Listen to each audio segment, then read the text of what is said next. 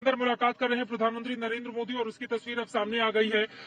1000 से ज्यादा लोग बुरी तरह से जख्मी हुए हैं। बीती शाम 7 बजे ये जो बालासोर में रेल हादसा हुआ और यहाँ पर देखिए दो किस तरह से एक बच्ची से भी मुलाकात करते हुए और वहां पर उनकी मां बैठी हुई है, कई पति पत्नी है, उनसे मुखातिब होते हुए प्रधानमंत्री हालचाल जानते हुए, धर्मेंद्र प्रधान सवाल पूछते हुए यहाँ पर इन तस्वीरों में आपको दिखाई दे रहे हैं। और सभी से एक एक करके सभी के बेड के पास जाकर दो लड़के भी प्रधानमंत्री नरेंद्र मोदी को अपनी व्यथा बता रहे हैं कि उन्होंने क्या देखा, क्या महसूस किया। बीती रात बालासोर की ये लाइव तस्वीरें आपके सामने हैं और कुछ लोगों ने उठकर बैठने की कोशिश की तो प्रधानमंत्री ने उनको रोका भी कि नहीं, आप आराम से लेटे रहे। और फिर परिवार के जो लोग वहां पर बैठे हुए हैं उनसे वो जानते हुए कि उन लोगों ने क्या देखा और दुख की इस घड़ी में पूरा देश उनके साथ इस वक्त खड़ा हुआ है।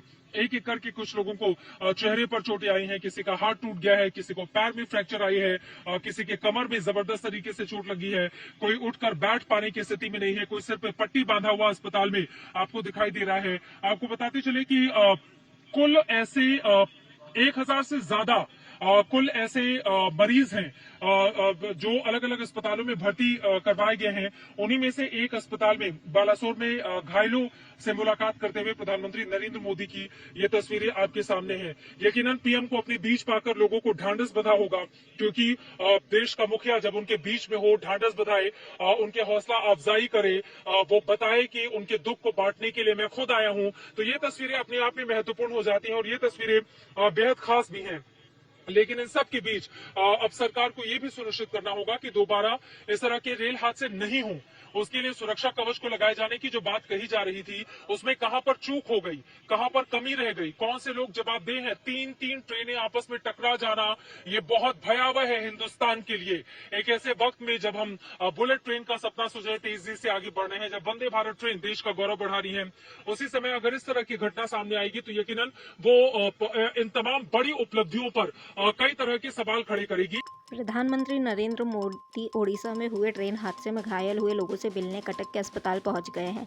यहां पीएम इस घटना में घायल हुए लोगों से बात भी करेंगे, साथ ही डॉक्टर से घायलों की सेहत का हाल भी लेंगे।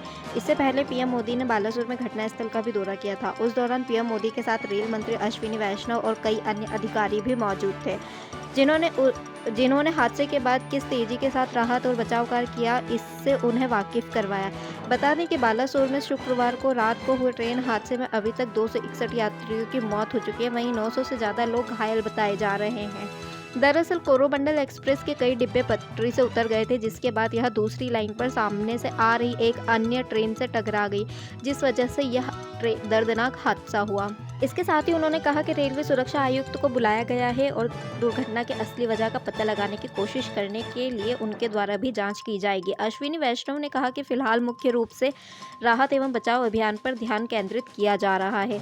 कल रात से ही रेलवे, एनडीआरएफ, एसडीआरएफ और राज्य सरकार की टीमें बचाव अभियान में लगी है। गौरतलब है कि इस ट्रेन हादसे को लेकर पश्चिम बंगाल की मुख्यमंत्री ममता बनर्जी ने कहा कि ओडिशा के बालासोर में हुई भीषण घटना इस सदी का सबसे बड़ा रेल हादसा है और सच्चाई का पता लगाने के लिए उचित जांच की आवश्यकता है।